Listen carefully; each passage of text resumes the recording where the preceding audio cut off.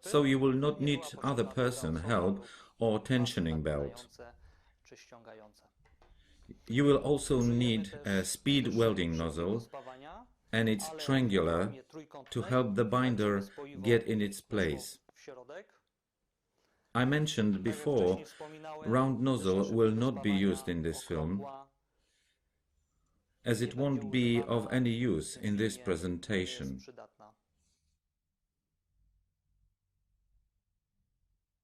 All of the materials oxidize like aluminium, but a bit slower. The point is to take the first layer, and the best way to do that is to use a grinder or scraper or any other tool.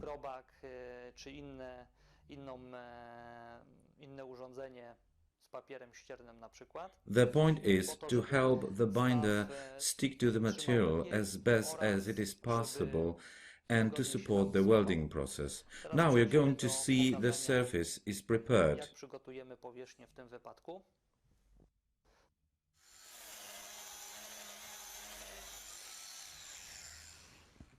I have grinded it with a small buffing disc. In bigger parts, you may want to use an angle grinder with 115 or 125 buffing disc. Remember to use protective wear like an apron, gloves or glasses or mask. This way prepared surface enables you to support the welding and to fit the element that you wish to stick onto. You may also wish to prepare the support with a bigger or smaller hand scraper. You may also use the grinder.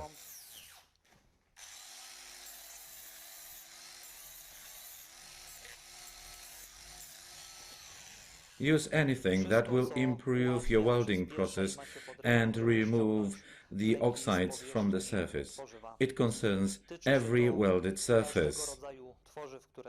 To weld larger or smaller parts, remember to use pre-welding nozzle to hold an element in place, especially if you don't want to use handles or don't have anybody around to help you.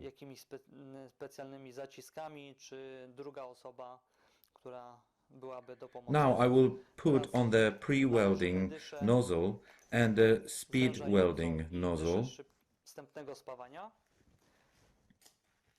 Set the temperature. In this model it will be around 4 to 4.5, which is circa 3